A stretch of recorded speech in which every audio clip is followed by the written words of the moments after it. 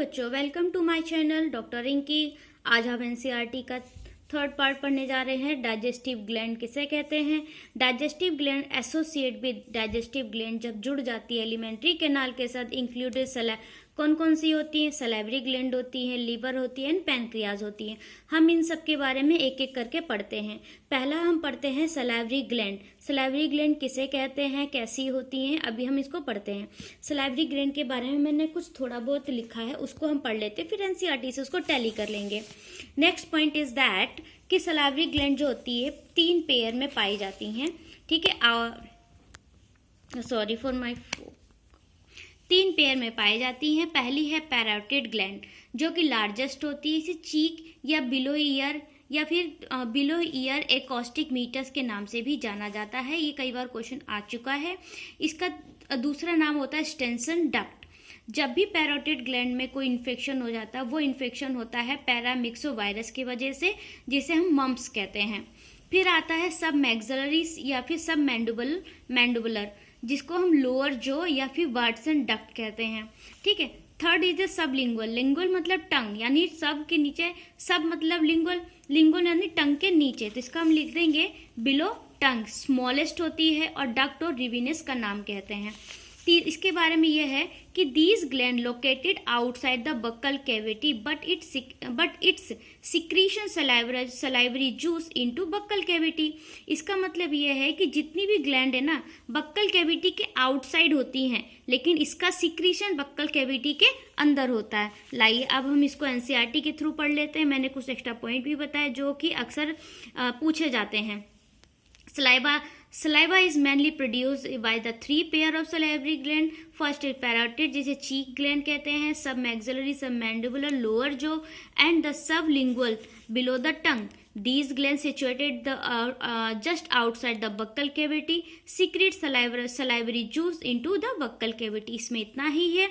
मैंने आपको extra point भी बता दिए थे, उसको मैं एक बार फिर से रख देती हूँ, आप इसका स्क्रीनशॉट ले सकते हैं।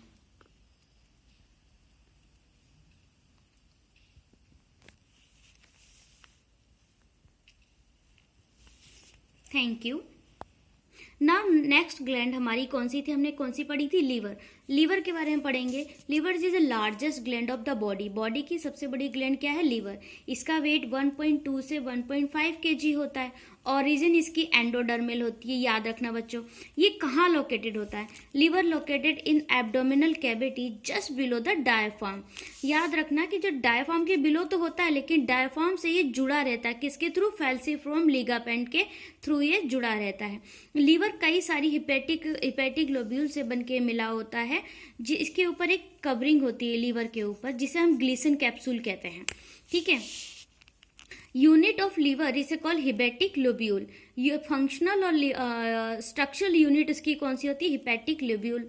अब लीवर के ऊपर मैंने आपके पास कई सारी हिपैटिक सेल्स मिलकर लीवर बनाती हैं। इसके ऊपर ग्लिसन कैप्सूल होता है, ठीक है, जो इसकी कवरिंग को प्रोटेक्ट करता है। लीवर के 2 पार्ट होते हैं, right lobe and left lobe. Right lobe में हमारा गॉल ब्लैडर प्रेजेंट होता है।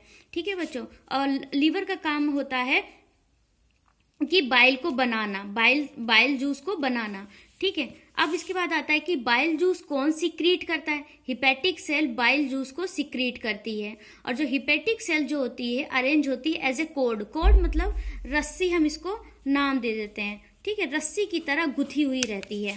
ठीक। अब आता है गॉल ब्लैडर। गॉल ब्लैडर मैंने आपको पहले ही बता दिया कि राइट लोब में प्रेजेंट होती है।